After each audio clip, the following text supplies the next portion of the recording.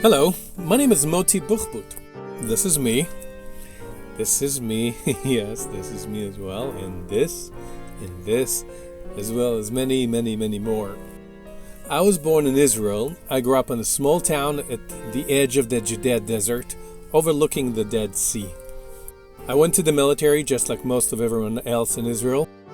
I was at first paramedic and then I became an officer. I migrated to the United States 30 years ago and became a functioning artist soon after. What is a functioning artist, you ask? Well, I do have a day job. I'm an electrical contractor, and in my spare time I create. That is until my world shook on August the 11th and the 12th, 2017. Jews will not replace us! Jews will not replace us! What happened then? I'm one of you! White lives matter! White lives matter! The Charlottesville riots. That's what happened.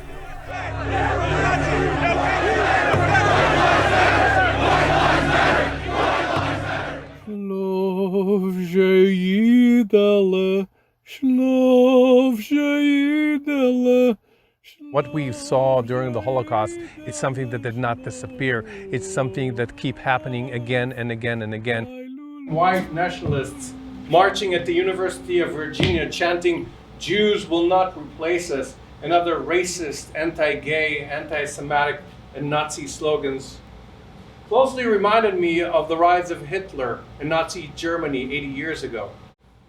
This is a personal story. Ever since I heard Savta's story in 2006, I knew I needed to tell it.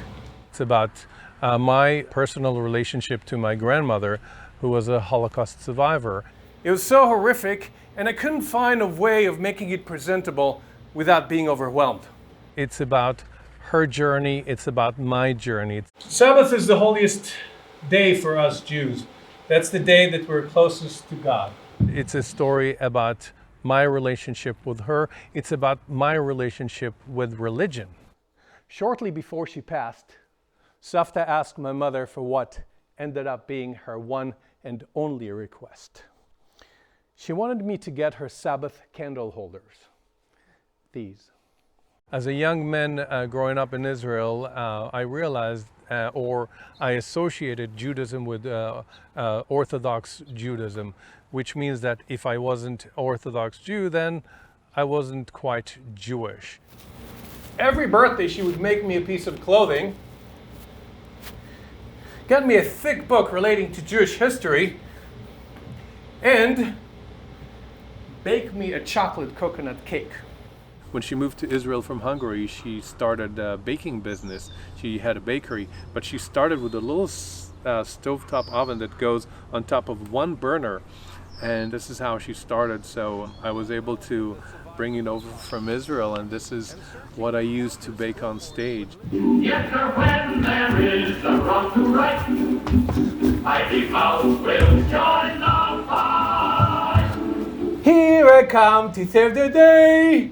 I was doing so many different things along the way. I was studying improv comedy, I was doing puppeteering, I was doing a lot of different things that, seemingly do not relate, but allowed me to put together this show. Es gibt nicht besser in der Welt. A jüdische Mame. Oy weh wie bitter, wenn sie fällt. The heart of the story is about my love to my grandmother. A grandmother who was a Holocaust survivor, and by the grace of God was somewhat able to have a life after losing most of her family. None of us knew what she went through during the Holocaust. My mom, who was silent, excused herself, went to her office, and came back with 5 pieces of paper detailing Savta's Holocaust experience. Those. The first piece of paper. I was born in Hungary in the town of Soldvötkert, 1913. My father passed away when I was 8 and a half. My mother raised me and my brother on her own.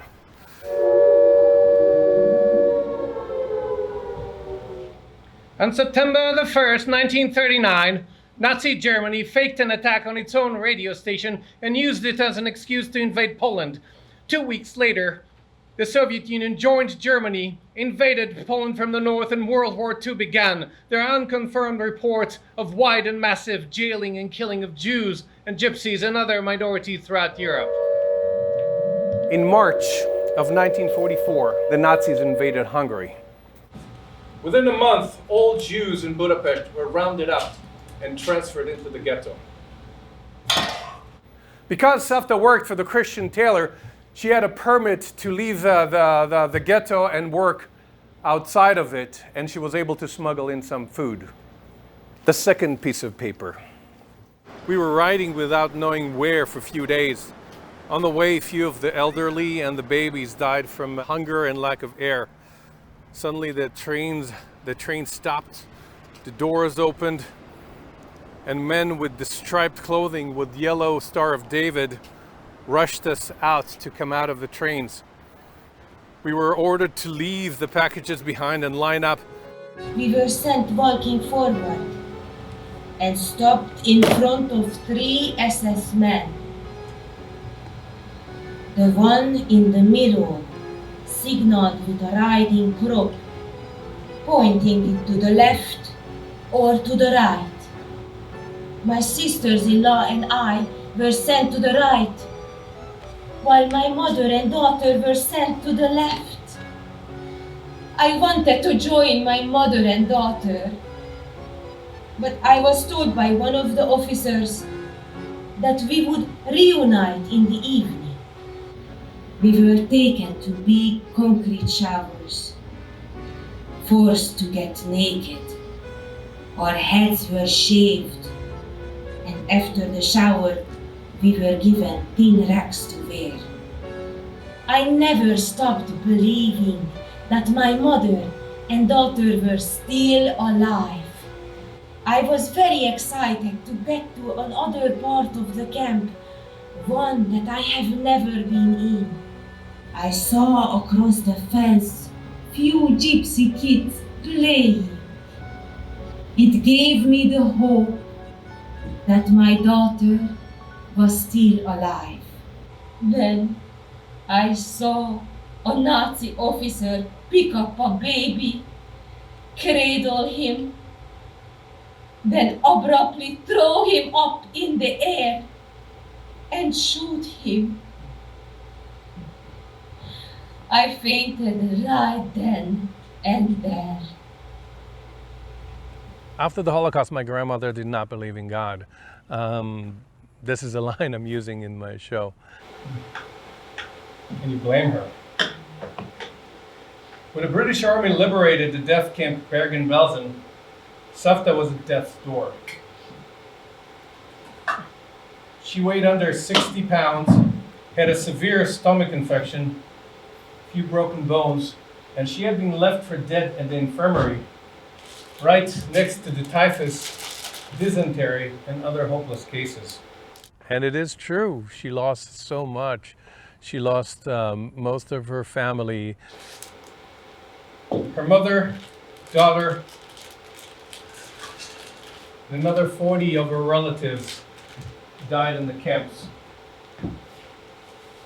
She spent 4 months recovering in a hospital and another 4 months in a sanitarium in Sweden.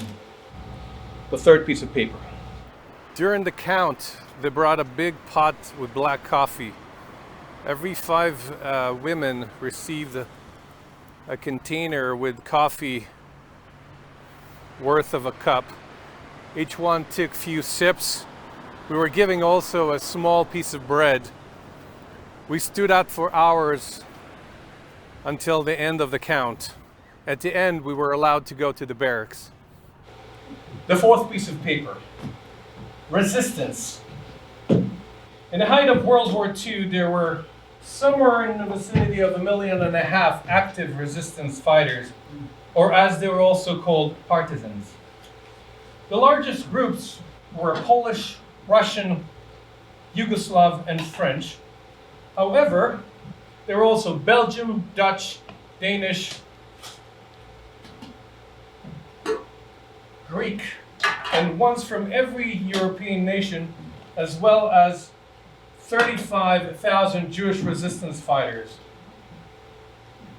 Savta's story of resistance did not take place with guns and grenades. It took place with her using her smarts. In Auschwitz, she was able to protect and save her two sisters-in-law during selections. What were selections? Selections were the regular lineups where slave laborers were inspected. 24th of February 1945, we were taken out of the camp and we marched till Bergen-Belsen. At nights we slept in villages and in farms and outdoors. In the evenings we received a little bit of food from the German villagers that were forced to give us food. The first piece of paper gives me the constant reminder to recognize, appreciate, and enjoy life no matter what. The second piece of paper gives me strength to persevere no matter what the trials and tribulations are. The third piece of paper inspired me to become a creative artist and fiercely pursue my artistry. The fourth piece of paper encourages me to do what is right and moral, and above all, question government and its motives. The fifth piece of paper helped me realize that even a small light can dispel darkness, and there's nothing wrong with some sweetness in life. If any of your ancestors came from any of those places I just said, please raise a hand and let me see. All right, what's your name? Hey, May. We are related. What's your name, sir? Harry. We are related. You. Salwin. We are related. So I'm not going to go through all of you guys, but if you had your hand up, then we are related. We are family. Forget about religion. Forget about the color of the hair, the color of the eyes, or any of the bullshit Nazi categories that I just read. How can I hate you if we share the same blood?